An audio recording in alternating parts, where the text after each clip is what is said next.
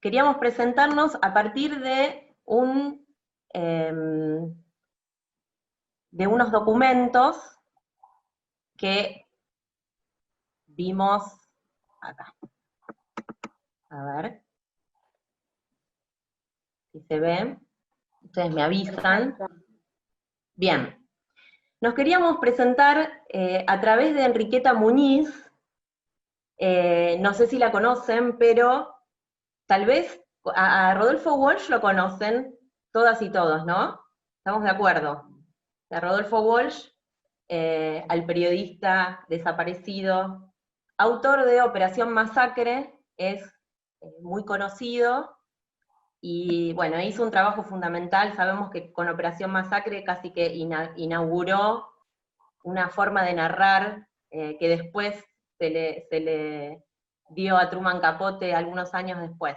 Bueno, para presentar Marcha pensábamos traer a Enriqueta Muñiz, periodista, mucho más desconocida que Walsh, pero que compartió con él la investigación de Operación Masacre. Operación Masacre trató de los fusilamientos en el basural de José León Suárez en el 56, con la Libertadora, la mal llamada Libertadora, que derrocó el gobierno de Perón. Y el libro Operación Masacre está en la primera parte, dedicado a Enriqueta, dice, donde yo digo fui, vi, escribí, debería decir fuimos, vimos, escribimos, dice Walsh, pero sin embargo ese libro está escrito en primera persona del singular. Y nos parecía importante traerlo, no para hablar mal de Walsh, no vamos a hacer eso en este taller, sino para mostrar lo que sucede por ahí con la perspectiva de género y lo que sucedió con las mujeres periodistas a lo largo de la historia, que en general han sido menos visibilizadas que los hombres. Esto es parte de un libro que se editó el año pasado, que se llama Enriqueta Muñiz, Historia de una investigación, y que son los cuadernos donde Enriqueta iba contando lo que iban haciendo. Hay algunas partecitas subrayadas, no sé si se ve bien, lo voy a tratar de agrandar un poquito, pero bueno, leo las partecitas subrayadas. Dice: la casita de la calle Hipólito Yrigoyen al 4545. Dani, un segundito, Sí, la pantalla quedó como congelada, no sé si le pasa lo mismo a todos o a mí sola, pero como que se ven los documentos, el listadito de Sí, a documentos. todos, a todos. Ah, ok. ¿sí? ¿Y qué documentos se ven? ¿No se ve el documento de Enriqueta? No, se ve el listado de textos de Word, digamos, como el paso previo. A ver, Está la carpeta, pero todavía no están las imágenes. ¿ahí? ¿Tampoco? No, ahí tampoco. Porque yo lo estoy viendo acá. A ver, Le dejo de dice solo compartir. compartir, sí, solo le dice compartir la carpeta. A ver, a ver, a ver. Ahí veo, sí. ¿Ahí? ¿Tampoco? Tampoco, No, todavía. solo la carpeta. Porque hasta la carpeta llegó bien, y abro y no se comparte. No sé por qué, si será solo que se comparte Word. Menos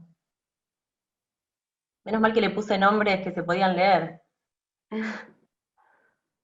Manuel Bueno, Parra, mientras, nos manda saludos de la comuna del Maizal, y también aclara que se quedó congelada la pantalla. bueno, vamos a hacer una cosa, se los cuento. Total, es parte del documento, después se los podemos enviar. Ahí tampoco se ve, ¿no? No, pero bueno, nos podés contar y... Sí, bien. Dejo de compartir la pantalla para que no sigan Claro, viendo eso dice, que si no querés... interesa, y se lo sigo contando entonces. Por ahí yo voy a leer alguna partecita. Esto les contaba, que salió un libro que se llama Memorias de una investigación. Estamos hablando de muchísimos años después. Enriqueta Muñiz fue periodista, traductora, escribió notas, escribió cuentos para niñas, fue directora de la Biblioteca Nacional también. Murió hace algunos años, y quedó en un anonimato que fue rescatado el año pasado con estas memorias, con estos cuadernos, y que esto de la presentación de marcha, lo que queríamos contarles era, Enriqueta en algunas partes describe cómo se dividen con Walsh la parte de trabajar con algunos familiares de víctimas, y trabajar con algunos testigos también, o sobrevivientes de esos fusilamientos. Operación Masacre empieza diciendo hay un fusilado que vive, y que fue la frase que le despierta a Walsh y le transmite a Enriqueta esto de que quería investigar a partir de eso. Esto tiene un montón que ver con el periodismo que hacemos en lo cotidiano cuando tenemos que trabajar con este tipo de historias. Enriqueta se encargaba de la parte sentimental, así lo describe ella, y Walsh iba al hueso con las preguntas. Ella hizo todos los contactos, de hecho pudo generar que hablaran algunas personas que se negaban a hablar, a partir del lazo que fue trazando con las familias, con el estar, con tomarse un mate, con cuidar a los niños y a las niñas, mientras Walsh por ahí lanzaba esas preguntas. En otra parte describe lo que era su cotidianeidad en el trabajo de estas historias, cómo era un día en la vida de ella, que estaba yendo, viniendo, además de su trabajo, y nos parece importante rescatar esto porque cuando Marcha nació en el 2011, en octubre de 2011, con una perspectiva popular, con la idea de trabajar este periodismo, nuestras notas antirrepresivas, nuestras notas sobre violencia institucional, nuestras notas que empezaron a hablar de personas y no casos, de historias, después todo eso fue se fue tiñendo con nuestra perspectiva de género, y es lo que hizo que en el 2014 termináramos haciendo la sección de géneros, que se desprendió de Nacionales, y terminó siendo el primer portal que tuvo efectivamente una sección de género. Todo ese aprendizaje nos llevó a poder generar esta sección, pero también este rescate tiene que ver con cómo las mujeres veníamos trabajando estas historias antirrepresivas, y esta relación con las familias.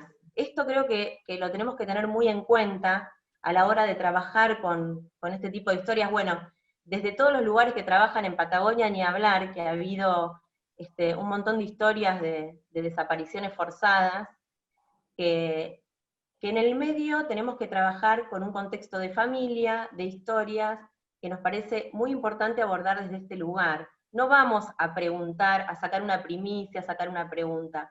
Vamos a tejer un vínculo para poder acompañar a esa familia y que para generar un sentido de ida y vuelta, un sentido de escucha, un respeto, que nos parece que esto también es perspectiva de género, y lo fuimos aprendiendo también las mujeres en este trayecto de nuestro trabajo antirrepresivo. Así que bueno, eso era lo que queríamos compartirles, después le vamos a mandar los archivos. Es muy interesante este libro y es muy interesante empezar a rescatar esa perspectiva que está desde hace un montón de años, pero que por ahí hay que seguir buceando.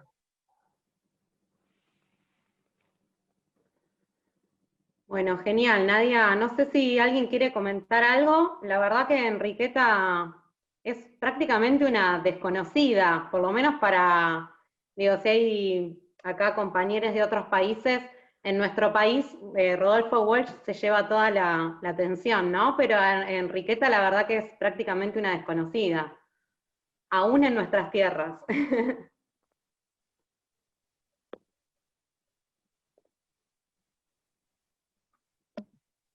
Bien. Bueno, vamos a ir comenzando con algunas cuestiones que tienen que ver eso, cómo encarar a la hora de querer escribir una noticia popular, ¿sí? Que es un poco la tarea. Acá en la carrera de letras en Brasil estudiamos la obra de Rodolfo Walsh, dice una compañera, Luisa, pero no conocía a Enriqueta. Y acá Felipe dice que hay una compañera intentando entrar. Ahí fui admitiendo, supongo que habrá podido ingresar, sí. Perfecto, bien, genial. Bueno, bien, ahí estamos. Cualquier cosita vayan avisando.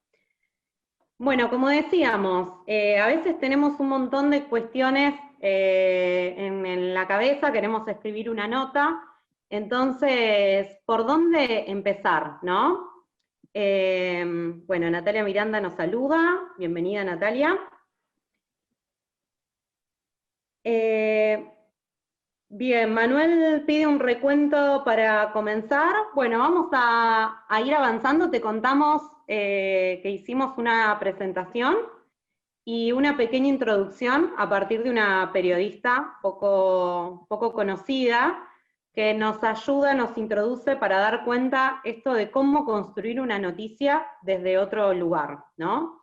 Y acá ya enganchamos con lo que yo iba a decir, esto de que a la hora de armar una nota, hay un montón de cuestiones que tenemos, por ahí tenemos un montón de cosas en la cabeza, y para recordar, digamos que tratamos de hacer notas desde otra perspectiva, se nos ocurría pensar en, primero, las preguntas básicas de la nota periodística, pero además de esas preguntas, pensar en cómo vamos a trabajarlas, ¿no?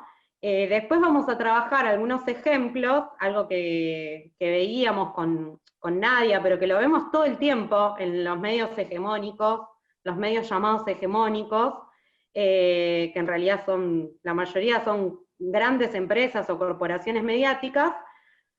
Pareciera que estas cuestiones básicas sobre cómo informar no las respetan, sino que trabajan más bien en la mayoría de los casos para desinformar. Entonces es muy importante que nosotros, como periodistas, como medios populares, tratemos de hacer sí y esforzarnos por hacer un trabajo distinto, ¿no? Y cómo eso lo vamos a ir trabajando en algunas cuestiones de la nota. Entonces, bueno, lo primero que queríamos repasar era esto de las 5 preguntas que componen una nota, ¿sí? Que sería, ¿qué pasó? ¿Cómo pasó? ¿Cuándo pasó? ¿Dónde y por qué? Y como elemento transversal, pensar en quién o quiénes son las o los protagonistas, ¿no? Y pensar que, bueno, estas preguntas son las que tienen que quedar claras, por lo menos, entre el título, el copete o bajada o presentación de la nota, y el primeros párrafos, ¿no? Y ahí es donde nosotros también empieza a trabajar esto de qué es lo que nosotros queremos mostrar, porque muchas veces, de los medios populares, no estamos solamente pensando en cómo contar simplemente un hecho que pasó, sino también muchas veces queremos hablar de acontecimientos que son colectivos, es decir, que no son las noticias tradicionales que solemos ver, ¿no? Son otras noticias, donde tenemos a protagonistas que son colectivos, ¿no? Y eso nos tiene que ayudar a poder ir ordenando estas preguntas, ¿no? Poder decir, bueno, tenemos estas 5 preguntas. ¿Qué es lo más importante? La protagonista, el protagonista, lo que pasó, cómo sucedió, cuándo, ¿sí? Entonces, poder tener en cuenta esto para armar la nota y poder empezar a narrar, a redactarla, ¿sí? Pensando en que nosotros siempre tenemos que tratar de tener la mayor claridad posible, porque ya hay un montón de medios que están trabajando, como después lo vamos a ver, con titulares o con párrafos o cuerpos de la nota donde precisamente lo que no encontramos es información. Entonces esa información tiene que estar clara y tiene que llegar de manera lo más ordenada posible, ver siempre qué se pudo priorizar, ¿sí? Otra cuestión también importante es el tema de las fuentes, que también a nosotros nos tocan de manera diferente. Porque primero que nosotros, y nosotras y nosotres, algo que tenemos que tener en cuenta es que si nosotros vamos a contar algo, tenemos que de alguna manera dar cuenta cuál es la fuente. Y ahí también aparece esta cuestión de que muchas veces en nuestro papel como medios, tomamos fuentes que son, a veces son referentes sociales, a veces son colectivos, es decir, no son las fuentes habituales y a veces no son una fuente de autoridad. Las fuentes a las que sí. Hola Marcela, ¿qué tal? Hola. Ahí. ¿Me escuchan? Sí. Perdón, se me desconectó todo, se me fue todo, perdón, volví, ya está. Bueno, bienvenida de nuevo. Acá decía compañero de Venezuela, en relación con esto, en el chat, que no sé si lo ven todos, gracias Ana, muy interesante, acá en Venezuela se generan muchas noticias a cada minuto, pero no hemos sabido cómo poder generarlas. Bien, bueno, Manuel, esto lo podés después desarrollar, que me parece que es interesante, ¿no? Bien, entonces, esto que decía, nuestras fuentes de información a veces son fuentes diferentes, y es importante mencionarlas siempre. Lo que decimos, tenemos que decir de dónde sale esa información, incluso que es una tarea de darle valor a esas voces que tal vez no son las voces que aparecen, como decíamos, en los medios, en las corporaciones mediáticas, en los medios hegemónicos. Entonces, es una tarea donde, por un lado, hace a nuestra ética periodística de poder decir de dónde sacamos las cosas no salen de un repollo, la información no sale de un repollo, pero además este compromiso y este trabajo con otras fuentes, ¿no? Entonces, en principio, mencionarlas es darle un valor a esas voces que a veces están silenciadas, pensando también, no sé, hay un montón de compañeros que trabajan en ámbitos rurales, ¿no? Donde a veces viven cosas que las cuentan, que suceden en localidades, en barrios, que las cuentan vecinas, vecinos, ¿sí? Pero para nosotros esas voces sí son importantes. Entonces, en la elección de la fuente también ya aparece un punto de vista, ¿no? Bien, y además esto que también decía Nadia, esto de tratar de desintoxicarnos un poco de algunos términos que están muy, muy enviciados en el periodismo, está lleno de términos que son un horror. Uno de ellos es que cuando hablamos de historias, hablamos de personas, hablamos de situaciones, hablamos de acontecimientos colectivos a los que les queremos dar importancia, y no hablamos de casos, ¿no? No somos una especie de transmisoras y transmisores de un expediente jurídico o policial. Nuestro papel es acercarnos a la otra persona que va a leer nuestra noticia. Entonces, tratar de, en el lenguaje, siempre usar el lenguaje lo más claro posible, ¿sí? Transmitir las cosas de una manera lo más llana posible, ¿sí? Y eso también se va a corresponder con algunas herramientas textuales, ¿sí? Por ejemplo,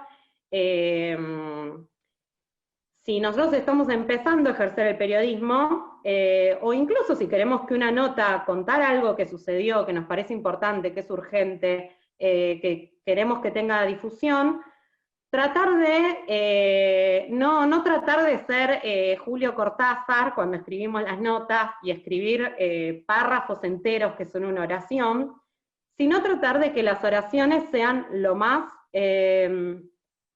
acá se está aclarando que el taller está grabado, ¿sí? Por si hay alguien que se pierde o se le corta la conexión. Que las oraciones sean lo más simples posibles, que no sean demasiado largas, y que además tratar de que las oraciones tengan en general la estructura, digamos, tratar de no desordenar demasiado lo que sería la estructura sintáctica, ¿no? Yendo a la escuela y volviendo a la primaria o el secundario, no sé cómo será en otros países, tratar de que las oraciones sean sujeto, verbo, predicado, ¿sí? Ordenar los tiempos verbales, tal vez es más fácil, por ejemplo, respetar los tiempos verbales, pero narrar una nota en tiempo pasado, ¿sí? No desordenarse demasiado, saltar todo el tiempo de presente a pasado puede ser confuso, sobre todo cuando estamos empezando a a escribir notas, ¿no? Y además, algo que es muy importante, es esto de que tenemos que tratar de hacer el esfuerzo de imaginarnos al lector y a la lectora, ¿no? Y que esa persona está recibiendo la información, esto es importantísimo, parece, ahora después vamos a leer algunos mensajes, parece también una obviedad, pero nosotros tenemos que pensar, por ahí tenemos un montón de información, o esto que decía una compañera, tengo 3 horas de audio, ¿no? Y imaginemos que estamos al tanto de una situación que sucedió y tenemos un montón de información y ahí decimos, bueno, ¿cómo ordeno esto? ¿Cómo lo transmito? Bueno, ahí tenemos que tratar de, volvemos a las preguntas. Bien, ¿sobre qué vamos a focalizar?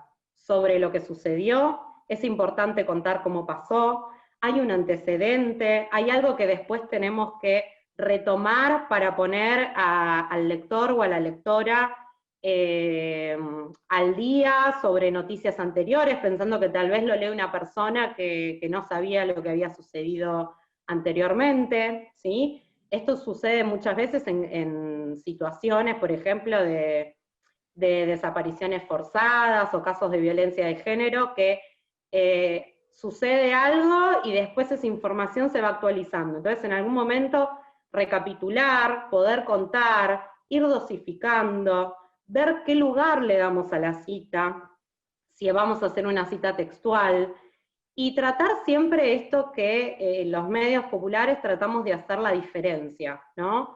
¿Qué cita textual elegimos?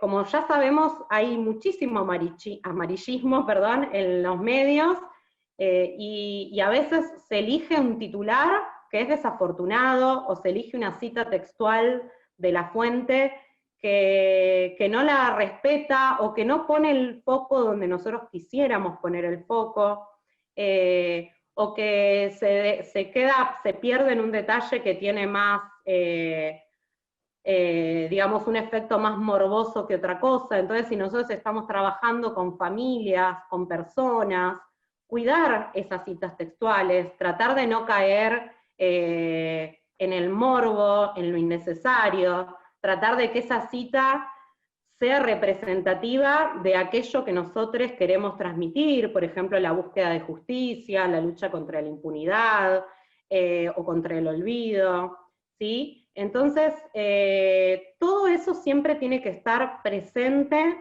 en la nota, ¿no? Y después, bueno, tratar de imaginarnos que somos ese lector, esa lectora, cuando terminamos de escribir la nota, y leerla y decir, bueno, a ver, si yo soy una persona que quiere informarse, ¿se entiende? Que el texto no sea tampoco un salto de ir pasando de una cosa a la otra, y a veces en la tarea de comunicar en una nota simple, que a veces puede ser una nota de una carilla, 2 carillas, no más, o apenas un poquito más, entender que nosotros a veces vamos a seleccionar, no vamos a trabajar todo lo que sabemos. Vamos a tratar de poner el foco, y tal vez hay otras partes de testimonios o otro tipo de información que puede ir para otra nota, ¿no? Es decir, tratar de que la nota sea lo menos ambiciosa posible, en el sentido de que no querer contar todo, pensar que una persona va a estar ahí leyendo, va a tener atención, va a recibir una información determinada, y no llenarla de un montón de informaciones, idas y vueltas, cambios temporales, lo que pasó antes, ¿sí? Sino tratar de ordenarnos. Bueno, queremos poner el foco en algo que sucedió, cómo pasó, necesitamos después recuperar algo anterior, lo vamos después a desarrollar, ¿sí? Poder tener ese orden que necesitamos precisamente para que la noticia sea efectiva. Es decir, para que del otro lado hayan otras personas que se están informando y que también leen placenteramente, o lo más placenteramente posible, esa noticia, ¿sí? Ani, No en sé ese si- sentido, sí. Sí.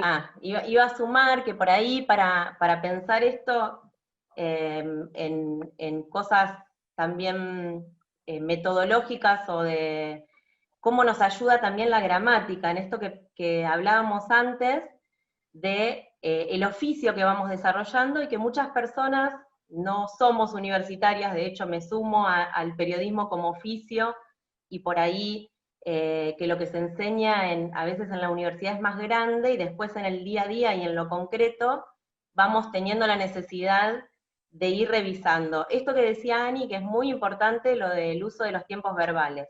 Parece una pavada, pero cuando vamos a contar algo, como periodistas, estamos contando algo que ya sucedió en general.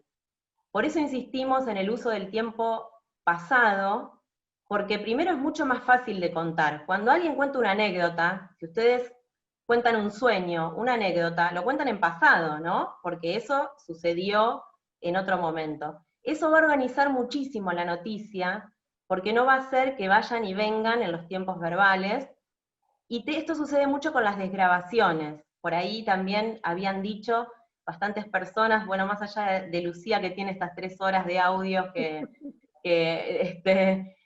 pero bueno, cuando hay que desgrabar por ahí y citar algunos párrafos textuales de esa persona cuando entrevistamos a alguien, siempre se mezcla esto de nos cuenta, nos dijo, nos contó, nos explica. Entonces, si acordamos que el uso del pasado, con todos los pretéritos que tiene nuestro idioma, además, que se puede usar el pasado del pasado, y eso por ahí le podemos pasar una línea de tiempo o una conversión de pasado a pasado que por ahí les puede servir, pero sí tener en cuenta esto.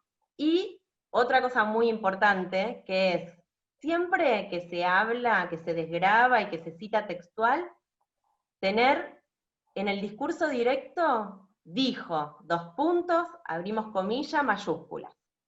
Siempre. Si vamos a usar el discurso indirecto, dijo que, abrimos comillas, minúsculas. Parecen cosas muy sencillas, pero en lo concreto, esas son las cosas que cuando tenemos que editar, vemos que son por ahí errores que se repiten, porque bueno, desgrabar, organizar una nota, todo es bastante difícil, y es algo que se va logrando con el tiempo, y tener estos recursos a mano por ahí pueden ser de utilidad. Eso quería acotar. Perdón, Nadia. Sí, perfecto. Sí. ¿Podrías Cristian. Cristian. brevemente los últimos 2 ejemplos? ¿El discurso directo e indirecto? Bien, eso, el discurso directo es cuando, pienso en las desgrabaciones, que es lo que más terminamos trabajando cuando armamos una nota, que es dijo, contó, eso también, importante usar sinónimos, no poner todo el tiempo dijo, tenemos contó, explicó, aclaró, trabajar con sinónimos está bueno también para no agotar, y es dijo, en este caso, o explicó, 2 puntos, abrimos comillas, mayúsculas. Y cuando usamos discurso indirecto, usamos el que. Dijo que, comillas, minúsculas. Y otro secretito, que cuando cerramos comillas, siempre está la duda de dónde va el punto. Bueno, ¿la mayoría vio Shrek? Sí, yo la vi. Bueno, cuando tengan dudas, cuando eructa Fiona, Shrek le dice, mejor afuera que adentro, piensen en el punto y en Shrek, mejor afuera que adentro. Siempre el punto va fuera del corchete, fuera de las comillas, fuera de los paréntesis. El punto es el final de todo. Así que es como el que cierra la puertita y se va de la oración.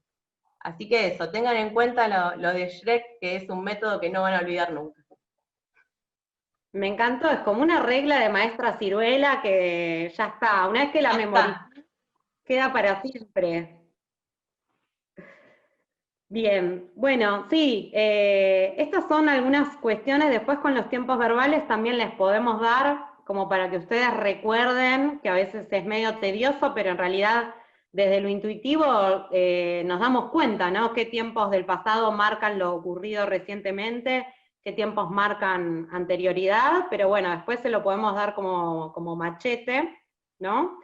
Y después esto que decíamos, preferible oraciones cortas, simples, que no sean rebuscadas, pero además que cada párrafo siempre esté articulado, ¿no? Que tampoco se transforme la noticia en una especie como si fuese que un robot las hubiese escrito, ¿no?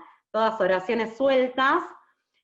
Por eso es importante el uso de los conectores, ¿no? Que son todas estas palabras o frases que nos permiten ir enlazando, ¿no? Los conectores que van indicando en primer lugar, en segundo lugar,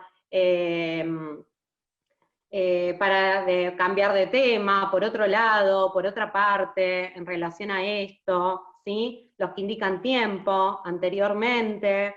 Bueno, también podemos mandar, esos después se los vamos a mandar, los conectores, pero bueno, por ahí tal vez en el momento en el que revisamos esa nota y estamos pensando en que la nota sea lo más clara posible, pensar que todo lo que vamos contando tiene que ir de alguna manera articulado, ¿sí? Que el texto es más que un conjunto de párrafos, de oraciones. Toda la noticia es una unidad que tiene que ser, es decir, como si nosotros fuéramos marcando un camino que la persona que lo va leyendo lo tiene que ir siguiendo, ¿no? No es que vamos tirando cosas así, sino que, bueno, tratar de, en ese sentido, los conectores, los pronombres, que quede claro quién está hablando siempre. Si nosotros dijimos, no sé, presentamos a, no sé, a una testigo al comienzo del párrafo, ¿no? Y 2 párrafos después, bueno, tenemos que volver a comentar, si es algo que comenta esa persona, cómo lo utilizamos con algún sinónimo que dé cuenta que es la persona, si no lo queremos repetir al nombre, ¿sí? Pero tratar todo el tiempo esto de pensar que los pronombres, los sinónimos, ¿sí? Son las pistas que nos permiten, que permiten al lector, a la lectora, orientarse en lo que vamos contando, ¿no? Porque por ahí empezamos a dar información y de repente ya quedó arriba la información, entonces hay que volver a expresar quién estaba contando, de dónde sale esa información, etcétera, ¿sí? Siempre de la manera lo más, como decíamos, ¿no? Lo más ameno posible, que la nota vaya haciendo un caminito que nos lleva en el mejor de los casos y nos va contando y también nos va dando la perspectiva, ¿sí? Otra cosa también que tal vez sirve, a veces tenemos, sobre todo pasa mucho en los medios populares, tenemos mucha ansiedad por dar nuestro punto de vista, ¿no? Entonces, ¿cómo poder darnos cuenta de que a veces, tal vez en una nota informativa, ya solamente con tener en claro qué es lo que queremos contar, qué es lo importante que queremos que la otra persona entienda, cuáles son las fuentes con las que trabajamos, a qué voces le damos lugar, todo eso ya nos está mostrando una perspectiva, ¿sí? O sea, en el mejor de los casos, si nosotros pudimos ir trabajando todo eso, el texto de alguna manera ya nos está dando una perspectiva, y no hace falta en ese momento como intervenir y decir, esto nos parece una barbaridad, o no sé, opinión, ¿no? Cómo también poder construir una perspectiva y construir una mirada con el mismo texto, ¿no? Es decir, que todo eso, la elección de eso, y eso después lo vamos a ver en los ejemplos que elegimos, que ya eso aparece sin que la persona que escribe la nota dé expresamente su opinión. Ya hay un punto de vista, ya hay una mirada, cómo se construye el título, ¿sí? La construcción del título ya nos dice un montón sobre cómo nosotros estamos trabajando ese tema, ¿no? Entonces confiar también, confiar en que todo eso, si nosotros le prestamos atención, eso ya nos va a dar una perspectiva y un cambio de perspectiva enorme respecto de cómo los medios suelen trabajar tradicionalmente, los medios que no son populares, cada tema o algún evento puntual.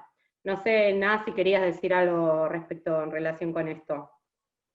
No, vamos, bien, me parece que sí, que por ahí esto de tener en cuenta también la estructura piramidal que a veces se habla de las noticias, y que es necesario, más allá del enfoque que querramos darle, ahí hablaba Ana de estas preguntas que nos hacemos, y es posible que según la noticia que tengamos, abordemos con un enfoque u otro. Por ejemplo, bueno, no sé si creo que están al tanto de la búsqueda, la desaparición, esta aparición ahora de un cuerpo respecto de Facundo Castro, que hace ya desde abril que yendo de un lugar a otro es interceptado por la policía, supuestamente por romper cuarentena, desapareció, fue lo que se estima una desaparición forzada, y ahora está el tema de las autopsias del cuerpo. Durante todos estos meses se van contando diferentes cosas que como medio popular abordamos de otras maneras, y tal vez es importante porque al principio quisimos decir qué pasó, pusimos el foco en hubo una desaparición. Después, en el mientras tanto, se va reponiendo alguna información y tal vez focalizamos en el cómo pasó o dónde pasó. Pero sí lo que es importante es que en esa primera noticia, en esa noticia que damos, el primer párrafo tiene que contestar estas preguntas. El qué, el quién, el cómo, el dónde, el cuándo. Nunca nos olvidemos de eso para poder también generar en el lector, la lectora, esta primera mirada rápida que, por un lado, den ganas de leer la nota, pero que por otro lado tenga la información básica que se necesita para después seguir desarrollando. Sí me parece importante por ahí que se tenga en cuenta que todo tiene que estar presente y que se va tomando una pregunta tal vez como destacada, eso es interno, no es que se lo ponemos al lector o la lectora dentro de la noticia, pero eso va a ser el punto de vista con el que trabajemos. Hay historias que son muy largas, digamos, bueno, en Patagonia hubo una muy importante, Daniel Solano, que sigue desaparecido, que era un trabajador rural, un trabajador golondrina, y cuando se tienen que trabajar estas historias a lo largo del tiempo, donde no hay tantos cambios, también es muy importante todo el tiempo ir reponiendo la información de lo que sucedió, porque nos podemos encontrar con un lector o una lectora que no sepa sobre esa historia. Por eso esta dosificación de la información hace que cuando decidamos contar, vayamos enfocando, pero sin que falte la información completa cada vez. Exacto, sí, o vamos a suponer, no sé, como situaciones como la de Santiago Maldonado, ¿no? Donde estuvimos un montón de tiempo, también otro caso de, en principio, de desaparición forzada en el país para quienes son de otros países, y bueno, luego la aparición del cuerpo. Desde que desaparece esa persona, a partir de la represión de la policía y distintas fuerzas armadas, en el medio fueron sucediendo un montón de cosas, noticias falsas, una medida, etcétera. Entonces, siempre es importante ahí poder, bueno, damos la información, pero tratar de recuperar, de resumir, ¿no? Pensando que tal vez la persona que está leyendo no sabe o ya no se acuerda de todo lo que sucedió, ¿no? Esto de ponernos siempre en el lugar de la otra persona, que tal vez no es una persona que está hiperinformada y que está todo el tiempo pendiente de lo que pasó y tiene como una especie de croquis en la cabeza. Bueno, no sé si quería comentar una cosita más que después también se puede desarrollar. Acá dice contextualizar la noticia o noticia contextualizada y ampliada. Exactamente, sí. Acá Manuel Parra también dice que en Venezuela todavía se encuentra desaparecido el gran camarada Carlos Lanz, por ahí esto de que nos unen estas luchas y estas necesidades de contar sobre lo mismo, ¿no? Nuestra América en eso, creo que por eso los medios populares sí o sí necesitan tejer una red nuestra americana, porque se da muy repetidamente en todos los países. Y también María Laura Cano hablaba de que desde Tinta Violeta y Alba intentamos visibilizar luchas populares, feministas con casos de violencia, judicialización, pero a veces en el ejercicio me surge la inquietud de cómo acercarme a los protagonistas sin revictimizarlos. Por ahí algo del ejemplo que después retomemos, Ana, de cómo abordar algunas notas con respecto a femicidios o violencia de género, tal vez ayude a ver esto, ¿no? Sí, sí. Justo elegimos algunos ejemplos que por ahí pueden ayudar a esto, ¿no? Pero bueno, un poquito por ahí a veces es eso, empezar a prestar atención y también esto, cuando nosotros vamos a transmitir alguna cita textual o no textual, como decía Nadia de manera indirecta, ¿qué es lo que estamos citando? ¿A qué objetivo está digamos, haciendo tributo de alguna manera, ¿sí? Y qué es lo que nosotros queremos transmitir. Y esto que decía Nadia, que también es algo más básico, que por ahí no tiene que ver con ninguna metodología, en relación con Enriqueta, que tiene que ver a veces con ese trabajo de ida y vuelta, donde vos por ahí vas conversando, es decir, por suerte cuando trabajamos en medios populares, una se puede, no es que directamente se encuentra y pone un grabador y eso que preguntó, ya está, queda ahí, ¿no? Una puede tejer otro vínculo desde otro lugar, hablando con la persona, esto que decía Nadia de la escucha, no es ninguna metodología, la escucha, qué es lo que esa persona quiere contar, qué es lo que se sepa. Cuando nosotros hacemos la nota, ¿no? De repente por ahí una tiene una idea de qué es lo que va a contar y se encuentra con otras cosas, ¿no? Otras cosas que cuenta la persona. Entonces darle ese valor de la palabra del otro y pensar que uno no está haciendo una nota solamente en soledad cuando estamos trabajando con otras personas, sino que también el texto puede ser también un resultado de una ida y vuelta, de preguntar, de repreguntar, de quedarse pensando en algo, ¿no? Como ese trabajo previo, que no es un trabajo solamente de, bueno, te pregunto, me respondés y desgrabo y listo, sino que también puede haber en el medio ese ida y vuelta, que es también lo que garantiza que la otra persona se va a sentir cuidada, respetada, que estamos transmitiendo algo que esos actores, actrices de un evento, de lo que sea, quieren transmitir, ¿no? Entonces creo que ahí también hay un montón de trabajo ganado, más allá de la metodología, cuando podemos trabajar con las otras personas y no somos meramente como si fuésemos, no sé, empresarios que vamos, preguntamos, nos fuimos, sino que podemos ir trabajando con la otra persona y también podemos construir la nota a partir de lo que a esas personas les interesa que se sepa y les interesa transmitir en un momento determinado, ¿no?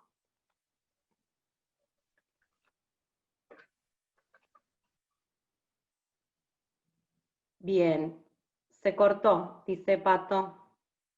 ¿Se escucha bien? ¿Sí? ¿Se escucha bien ahora? Se escuchó bien, sí, no hubo corte.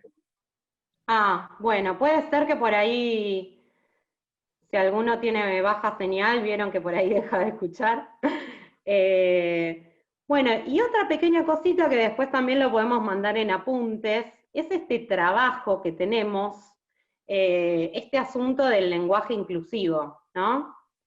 Y es que históricamente nuestra lengua asumió siempre una perspectiva patriarcal, ¿no?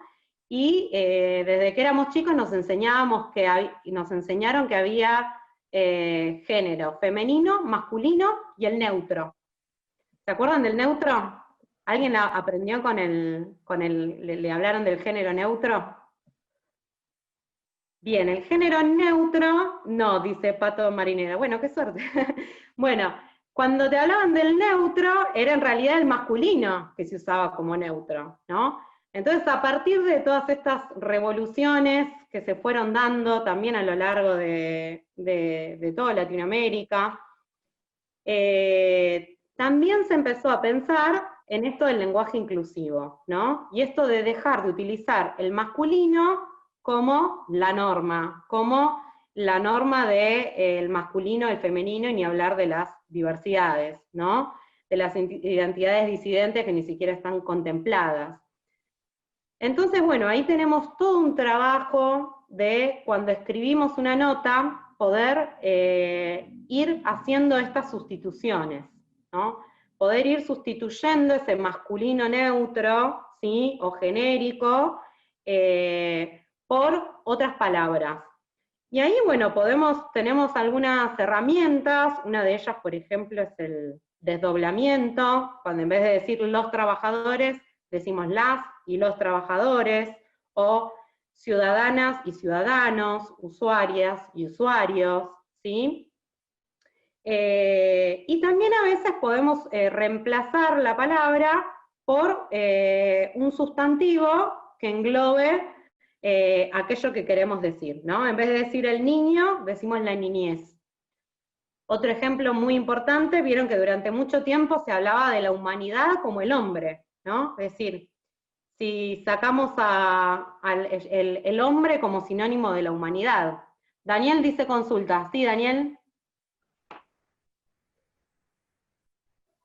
La hago por acá, porque es una duda que siempre se me presenta. Digo, con el los y las, ¿no estamos cayendo en el binarismo? ¿Es conveniente seguir usando? Sí, de hecho sí, por eso decimos, tenemos esa posibilidad que nos puede, digamos, vamos a terminar es un poco más inclusivo, no termina de ser inclusivo por completo, ¿no? Ahí también es importante esto de a veces en los medios darse el debate y decir, bueno, ¿cómo queremos nombrar, no? Si usamos el les directamente, ¿no? Algunas herramientas son un poco más inclusivas, pero también terminan en lo binario, ¿no? Cuando decimos trabajadoras y trabajadores, ¿no? En ese caso estamos siendo un poco más inclusivos, pero seguimos todavía en términos binarios, ¿no? Por eso, bueno, el les nos puede ayudar, esto también de incluir palabras como las personas, ¿sí? En vez de decir, no sé, el trabajador, no sé, las personas que trabajan, ¿sí? A veces parafrasear, ¿sí? En vez de decir, no sé, los griegos, la cultura griega, la civilización griega, ¿sí? Es todo un trabajo, digamos, de ponerle el ojo, que por ahí a veces escribimos y lamentablemente nosotros estamos patriarcalizados. Yo creo que por ahí no me doy cuenta y hablando a veces se me escapa una O, ¿no? Y ya voy como dijimos, al masculino genérico, ¿no? Entonces lo bueno de escribir una nota es que tenemos ese tiempito después de poder revisarlo y ver cómo podemos reemplazar, y a veces también decidir como medios, y decimos, bueno, vamos a decir los y las trabajadores, trabajadoras, vamos a decirles trabajadores directamente, las personas que trabajan. Y se preguntan de cómo sería el mejor lenguaje para identificar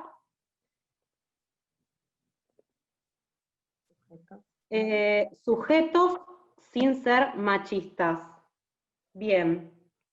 Bueno, por ahí yo quería agregar algo más también, que en esta pregunta que hizo Daniel, que también es importante esto de revisar los medios en los que trabajamos y a las lectoras y lectores que llegamos, porque, digamos, la discusión del lenguaje es algo que no es nuevo, pero que siempre va modificándose, y que también hay que ver a quiénes estamos hablando. Por ejemplo, la UTT, que hay varias y varios que están participando, era la Unión de Trabajadores de la Tierra hasta hace muy poco, porque cuando se construyó, por ahí el lenguaje con perspectiva de género no estaba en discusión, o no estaba tan generalizado como ahora. Hoy sumaron trabajadores y trabajadoras de la tierra, y esto se va modificando constantemente, y es importante saber a quiénes llegamos, y de qué manera también interpelar mejor a estas lectoras y lectores. Por ahí a veces se cae en el binarismo, pero es un avance enorme en un medio, tal vez que hasta hace poco hablaba solamente con este masculino genérico, que es solo con la O.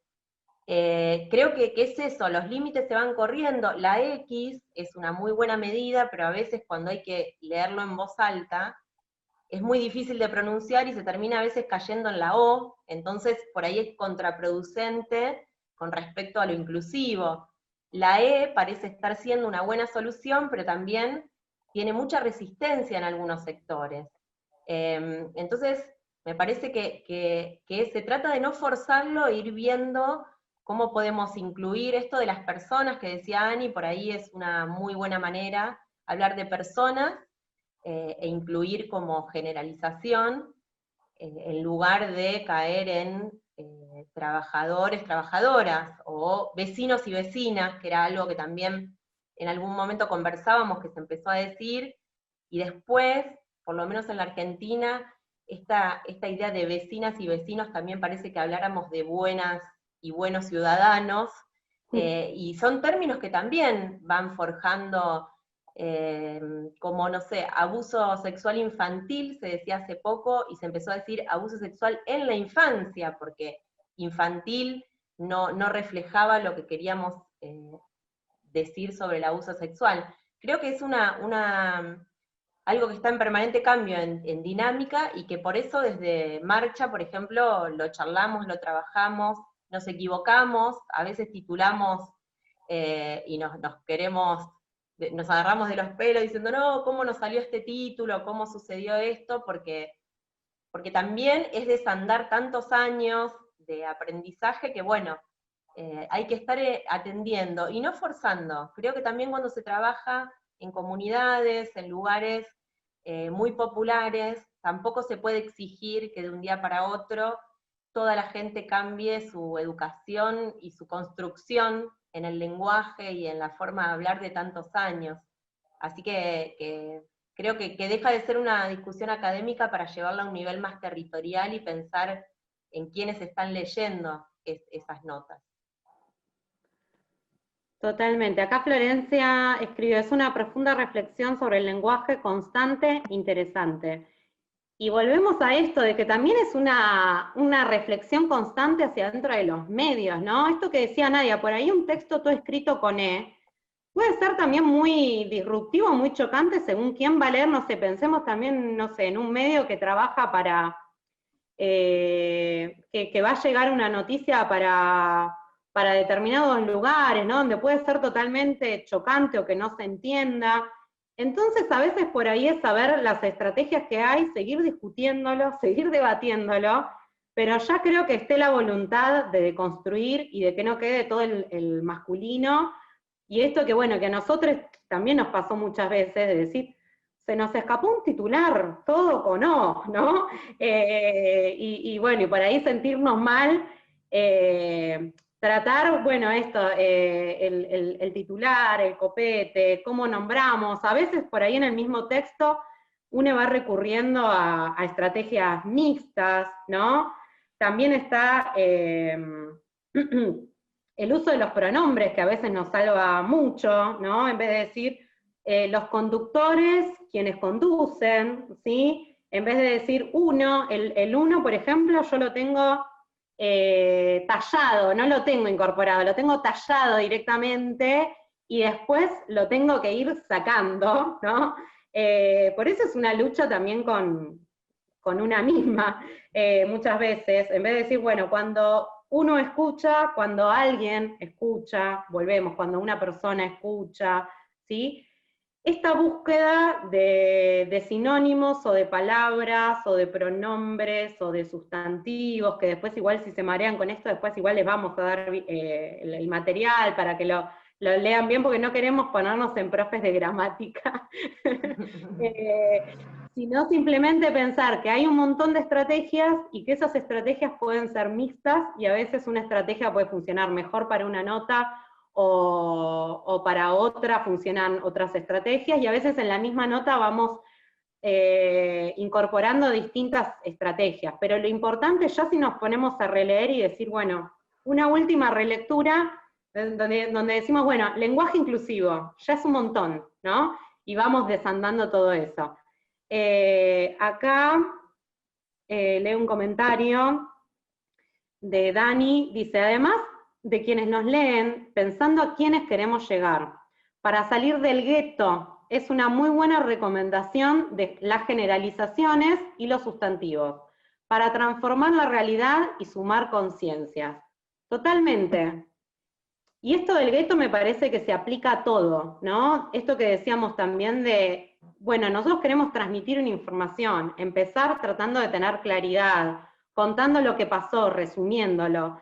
Tratemos de salir de que escribimos para un gueto de personas que están súper informadas, que siempre saben todo lo que sucedió, o que están acostumbradas al lenguaje inclusivo. Entonces es verdad que lo que decía Dani, ¿no? De que algunas estrategias tal vez son menos chocantes y pueden ayudarnos a tener lectores y lectoras por fuera del gueto de los convencidos, ¿no? Y las convencidas.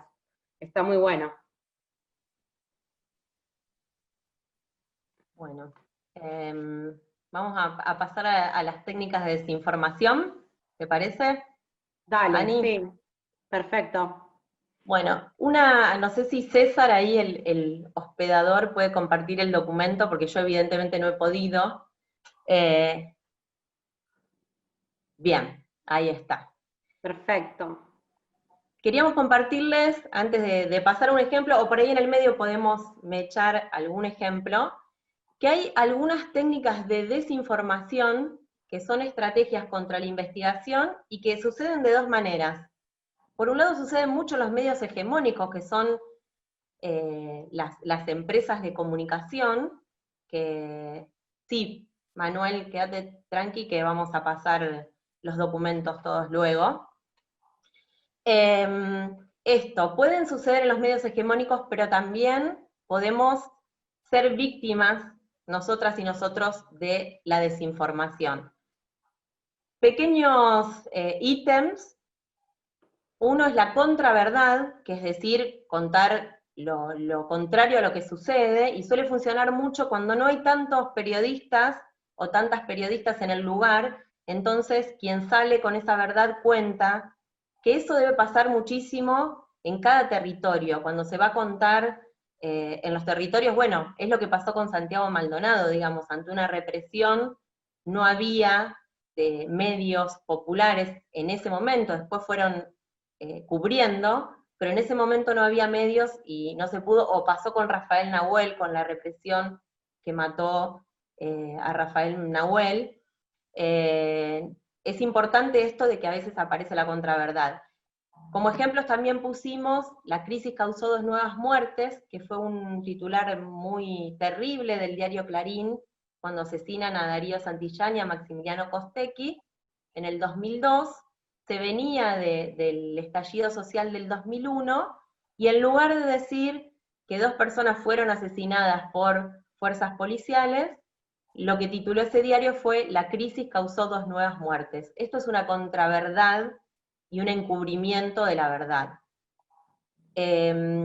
Mezclar la verdad y la mentira, es decir, una información que puede tener datos verdaderos pero que va deslizando algo falso o difícil de comprobar, y en esto traemos un titular muy reciente de Infobae, que dice: la mamá de Facundo Castro, 2 puntos, el cuerpo es de él y me dijeron que murió por asfixia, lo han matado.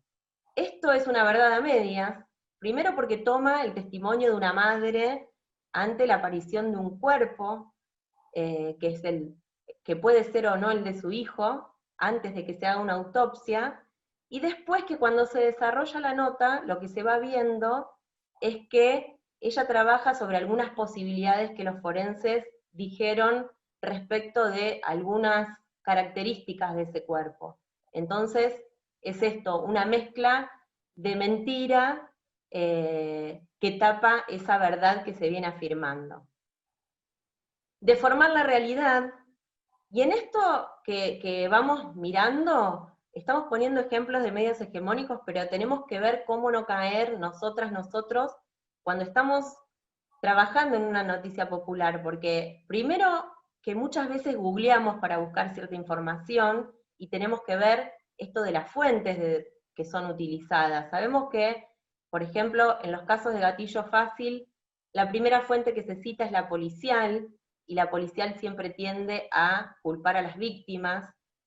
Sabemos que esa no es una fuente posible, pero muchas veces es la primera porque están en el lugar de los hechos, y de hecho muchas veces es la misma fuerza de seguridad la que queda a cargo de la investigación. También en esto de correr a veces sobre la primicia, que le pasa a muchos medios contrahegemónicos o populares, que igual se corre atrás de la primicia y se puede dar una información errónea si no está bien chequeada, o si a veces incluso algunas abogadas o abogados que son de la querella y que están defendiendo a familiares de víctimas, apuran una información para poder mover el expediente, y a veces, bueno, también somos un poco víctimas como periodistas populares de esas mismas estrategias que son más judiciales que mediáticas. Esto de deformar la realidad, por ejemplo, una información que puede ser cierta pero que se deforma para dar más impacto, en Infojust sucedió. El modo condicional, exactamente, el modo condicional de verbo es una forma de desinformación, habrían, sería, podría, que creo que es esto, mezcla un poco la verdad y la mentira, o genera una posibilidad que no sabemos si es cierta o no. Esto decía de deformar la realidad, es esto, una información que es verdad, pero que la usamos para un impacto más mediático. Un ejemplo es en Infojust, cuando murió el fiscal Nisman, que fue un caso bastante resonante, por su forma, digamos, este suicidio adentro del baño y que se decía que lo habían asesinado, tituló que había consumido una gran cantidad de alcohol a partir de la versión de que se había encontrado 1,73 gramos de alcohol por litros de sangre, que eso es una cantidad excesiva. Pero en realidad fue hallado en el estómago, lo cual no tiene nada que ver con la investigación, no estaba en la sangre sino en el estómago, y entonces esto deforma la realidad para culpabilizar por ahí a una persona desde un lugar de Infojust, que es un medio que siempre se caracterizó por tratar de trabajar contrahegemónicamente. La modificación del contexto también es muy importante pensar cuando se toma un titular y me parece que subí un archivo que no era el que tenía del todo. Bien. Extraer del contexto o cambiarlo. Otro es difuminar la evidencia. ¿Qué pasa? ¿Cuándo se difumina la evidencia, por ejemplo? Los medios hegemónicos, ¿qué hacen? Ante una situación, un femicidio, en general culpabilizan a la víctima o ponen el foco en un montón de otras cosas que tienen que ver con la vida de la víctima, con su vida privada, con su historia, que hacen que el foco se corra de lo que efectivamente sucedió, que fue víctima de un femicidio y que hay un femicida, al que no señalan, no muestran la foto, pero también nos puede pasar a nosotras y a nosotros que terminemos difuminando la evidencia cuando, por ejemplo, queremos cubrir una situación respecto del extractivismo y vamos hacia ese lugar, estamos trabajando en eso y nos enteramos que por otro lado hay una escuela rural donde está sucediendo un paro docente, entonces vamos a esa escuela, hacemos la nota, y tal vez queremos contar todo en la misma nota, y eso desviamos el foco de atención, sin quererlo, queriendo contar mucho. Por ahí de eso tenemos que armar noticias bien separadas, para que ese foco no se corra de lo que queremos contar. Eso nos pasa mucho cuando sobre todo abordamos diferentes cosas en los territorios, o a veces cuando viajamos por una historia en particular, pero a partir de esa historia se van derivando un montón de otras historias en ese mismo territorio, en esa provincia o en esa ciudad. Tenemos que tratar de no sobrecargar con información diferente. Más vale dos notas cortas, una sobre el extractivismo, otra sobre la situación de la escuela rural en ese lugar. Otro de los puntos es, no lo encontré, me perdí acá, es el de la generalización, cuando se convierte lo singular en general, y se generalizan cuestiones individuales, esto que los alemanes son fascistas, los estudiantes son vándalos, no nosotros, porque no lo hacemos nosotros, pero desde los medios hegemónicos eso sucede un montón, y hay que tratar de correrse de eso. Así como también cuando pensamos en, cuando vemos la perspectiva de la inclusión, no solo con perspectiva de género, sino la perspectiva a veces que usamos racista cuando hablamos y decimos que, no sé, está en un momento oscuro, o las vio negras, digamos, todo esto es lo que vamos desarmando a partir del lenguaje. Hace poco también nos criticaron porque hablamos de que la justicia era ciega y nos dijeron que era muy capacitista nuestra forma de decirlo, nuestra mirada. Es algo que también vamos aprendiendo en esto de que los medios populares intentan ir en contra de todo este tipo de cuestiones, no solo del lenguaje, sino de perspectiva, de géneros, de racismo, de capacitismo. Y bueno, la apariencia de imparcialidad, por último, que es algo que vemos permanentemente en los medios hegemónicos, pero que también a veces caemos cuando queremos decir algo que ponemos una valoración personal y estamos metiendo ahí esa apariencia de imparcialidad, la estamos dando vuelta. Sí sabemos desde dónde nos paramos para contar, pero también lo contamos con hechos. No decimos que la policía es una bruta o que la policía estamos describiendo con hechos lo que sucede. Un ejemplo muy concreto en la nota que se publicó el otro día sobre Chaco, en Marcha, se hizo una entrevista con una organización que trabaja en el impenetrable, y el referente hablaba de inseguridad, que tenía mucho miedo que las generaciones futuras vivieran con inseguridad. La inseguridad es un tema muy recurrente en los medios hegemónicos, y la inseguridad se habla para poner más fuerzas de seguridad en la calle, para justificar la represión.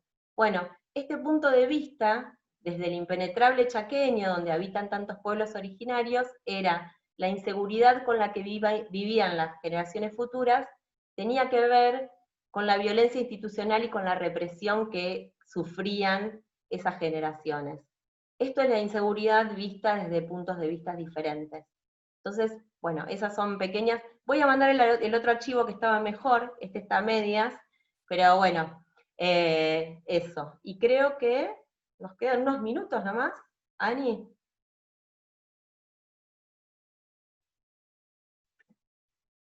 Tenés silenciado el micrófono. Mejor.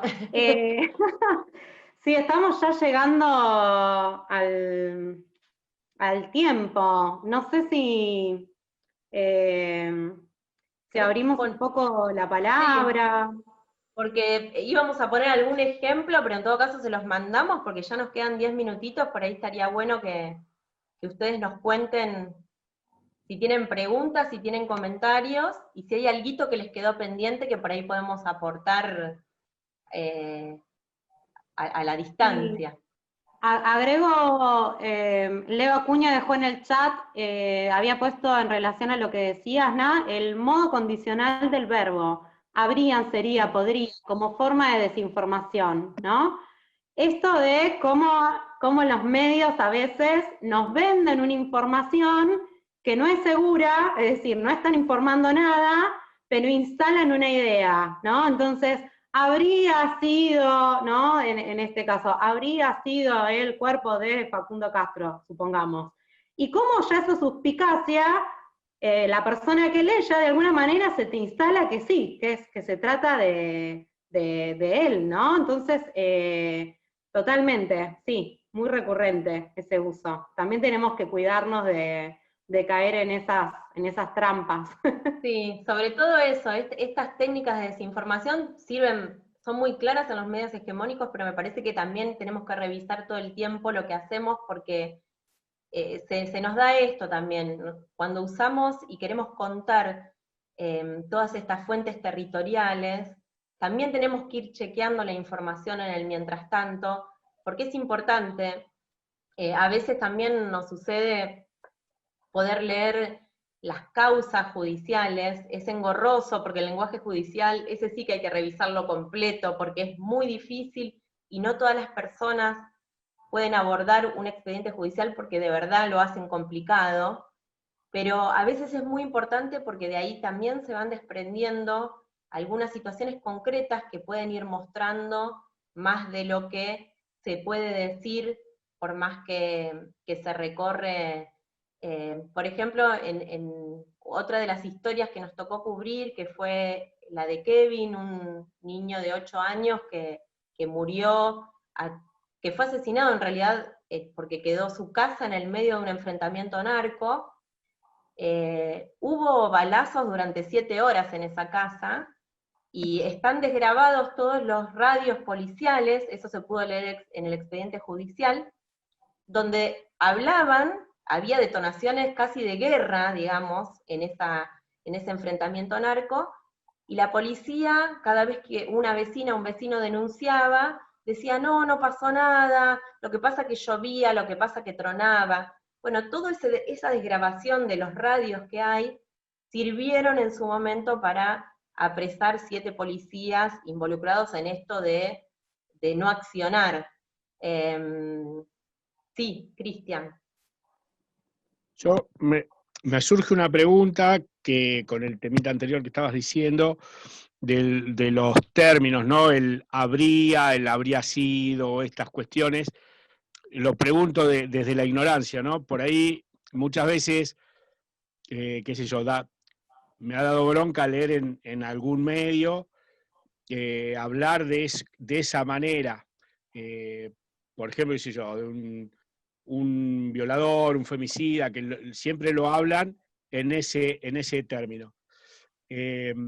Y lo que yo pensaba, pero fue una idea mía, por eso aprovecho a consultárselos, si eso podría haber tenido que ver, que lo mencionen de esa forma, para no tener algún riesgo, digamos, después de ser acusados de calumnias o difamación o algo así, qué sé yo, porque esto lo estamos planteando en una noticia reciente quizá, ¿no? Y después el juicio o el veredicto va a salir mucho más adelante.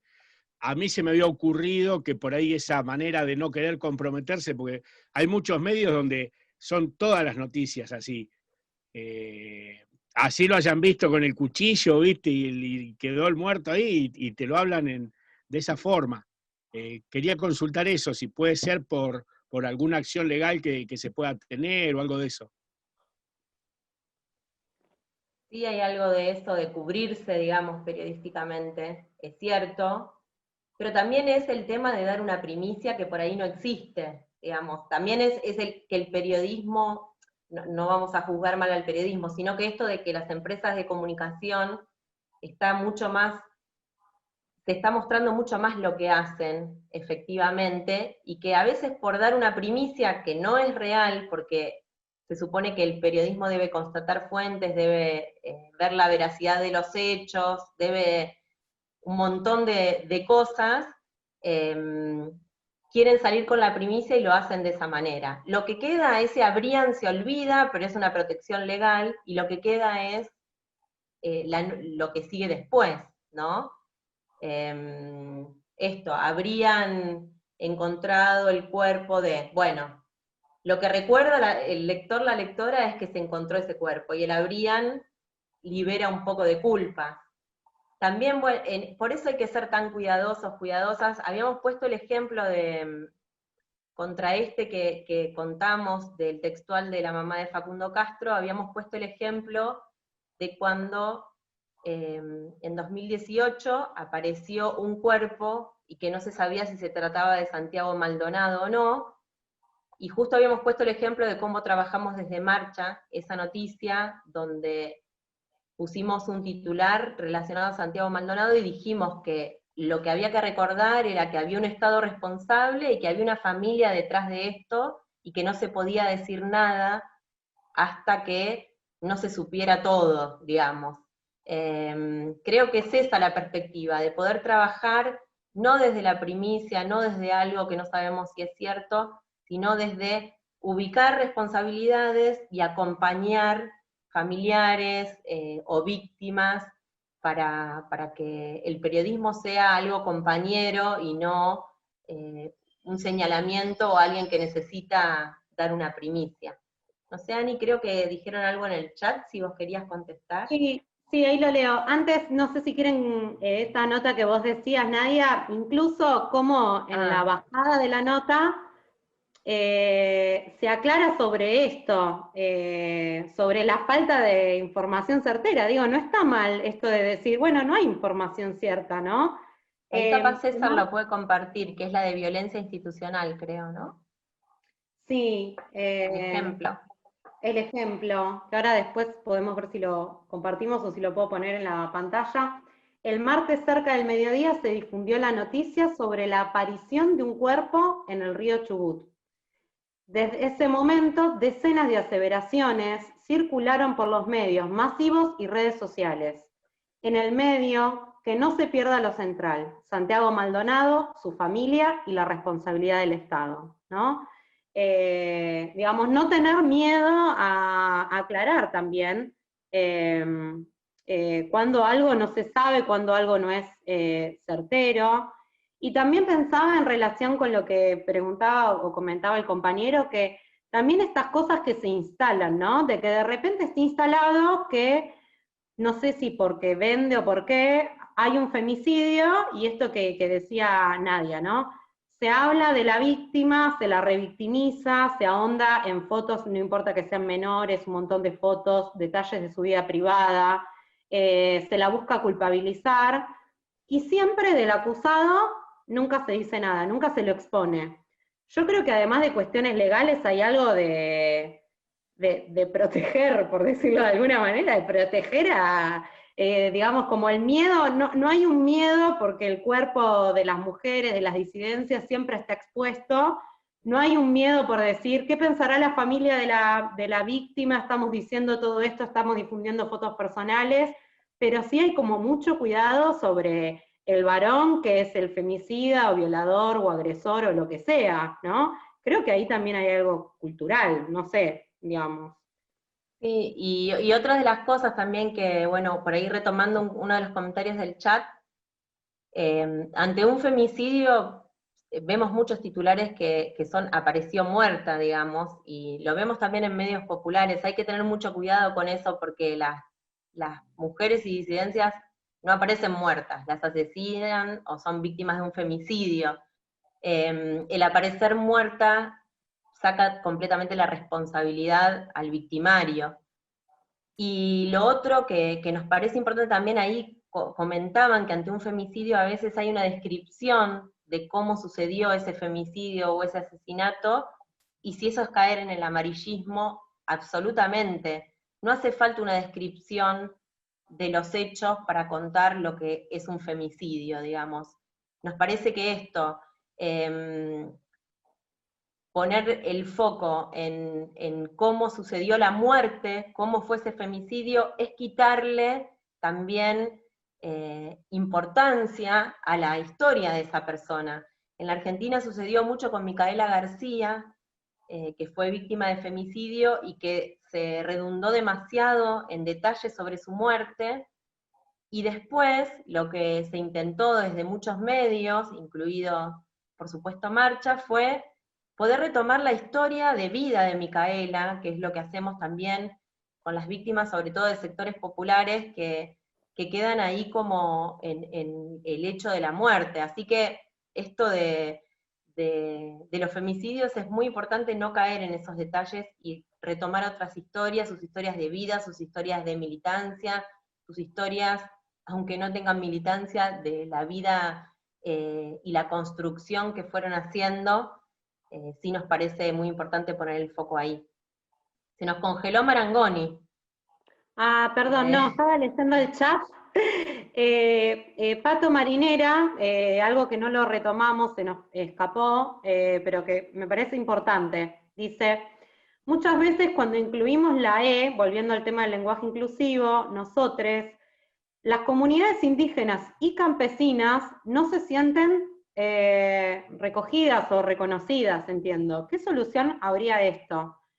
Me parece muy válida la pregunta, no sé qué opinan el resto, pero esto de que no hay una receta, ¿no? De lenguaje inclusivo.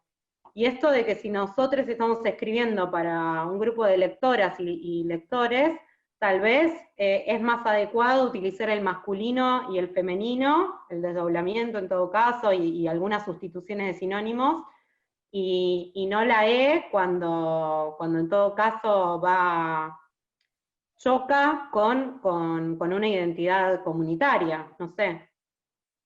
Sí, No sé qué también opinan. esto se puede hablar de comunidades o, bueno, desde acá usamos a veces hablar de pueblos originarios para hablar colectivamente y que no haga falta este desdoblamiento o este uso de la E. Es importante en esto del territorio, por ahí cuando le contestábamos a Daniel esa pregunta de pensar en las lectoras y los lectores, no hablamos solo de a dónde llegamos como medios, sino también de quiénes estamos hablando, que después esa nota se la vamos a dar para leer y es importante que se sientan reconocidas esas identidades, porque si no también ahí fallamos un poco en la comunicación, si no podemos representar a quienes estamos entrevistando, ¿no? Porque ahí caemos también en ese lugar de somos la voz de los que no tienen voz, y eso ya está, no es así. Todas las personas tienen voz, lo que pasa que algunas tienen mayor cercanía o mayores recursos para poder expresarlos. Entonces también como cronistas populares no somos quienes vamos a llevar una verdad a otros lados, sino quienes vamos a hacer un medio para que esa información se transmita lo más completamente posible. Y ahí tienen que estar incluidas, por supuesto, las comunidades de las que estamos hablando.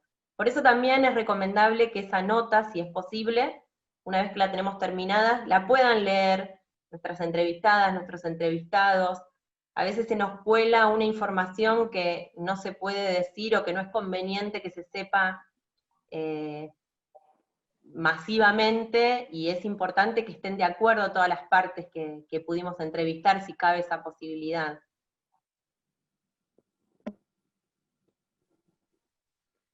Bien, Leo dice los medios y sus verbos anticientíficos. Bueno, estamos llegando como al final, ¿no? Sí, ya estamos llegando al final. No sé si quieren comentar algo más. Esperamos entendemos que un taller a veces, un encuentro ayuda apenas a poder esbozar algunas cuestiones, ¿no? Que se pueden desarrollar mucho más. Pero bueno, lo que les pedimos es que ojalá que les haya ayudado a reflexionar sobre la práctica. Después les vamos acá me piden foto colectiva, bueno, ahora vamos a hacer fotito colectiva. Parodi, convide. Así que bueno, esperamos que les haya abierto un poco el panorama, que les haya ayudado a reflexionar sobre algunas cuestiones. Todo se puede profundizar. Si tienen ganas de profundizar sobre esto, también pueden después comentarlo y mandar mail o WhatsApp o lo que sea, y bueno, tal vez podamos encontrarnos en otra oportunidad, más allá de que en las formaciones también se va a seguir trabajando sobre la fotografía, sobre la perspectiva de género, se va a seguir profundizando, y bueno, lo mismo el material que les hagamos llegar, si necesitan más información o lo que sea, o tienen alguna propuesta, y si en algún momento podemos...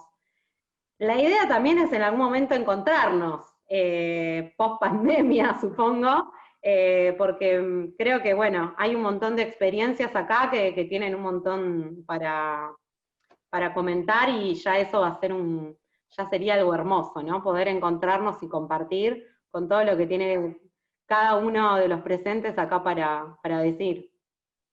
Sí, eso también, que si tienen algún comentario o algo que les gustaría seguir profundizando, también estaría bueno para poder pensarlo, ya que nos pudimos encontrar tantas personas de tantos lugares y de tantos medios, por ahí se puede pensar, porque sí, alguna otra instancia donde podamos profundizar. Sí va a haber 2 talleres más, que van a ser uno muy relacionado con perspectiva de géneros directamente, así que ahí quienes quieran profundizar va a estar muy bueno, por eso abordamos así más general desde acá, porque va a haber uno específico. y otro de fotografía. Ahí Cam me avisa que, bueno, desde marzo se va a mandar mail con propuestas y avisos de cuándo son esos talleres. Pero bueno, mientras tanto también, si hay algo para profundizar, por ahí se puede retomar en algún taller futuro también. Sí, y ahí por el mail vamos a estar mandando la grabación de la clase, del encuentro, y estos archivos de todo lo que estuvimos trabajando hoy. Así que, bueno, para que tengan tranquilidad de que van a tener ese material disponible. Avisen cuando sacan las fotos, así estamos todos ahí como un poco Así mirando, posamos. ¿no? Miren, sonrían.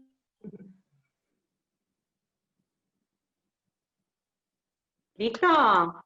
Bien, bueno, gracias a todas, a todos, a todes, un gusto, ojalá haya servido.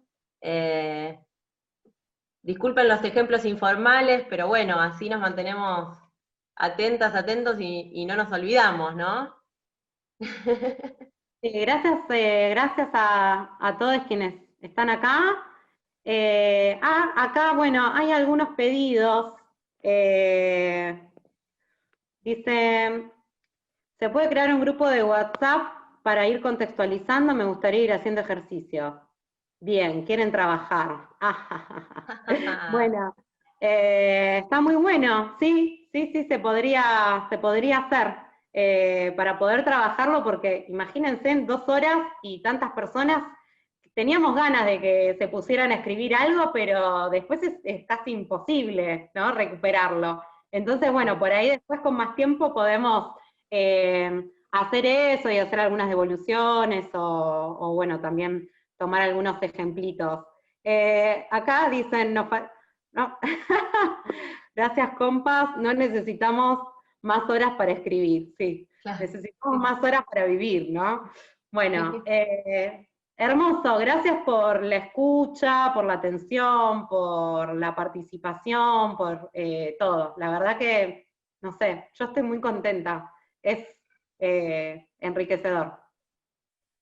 Eso, gracias, de verdad. Muchas gracias, estuvo muy bueno.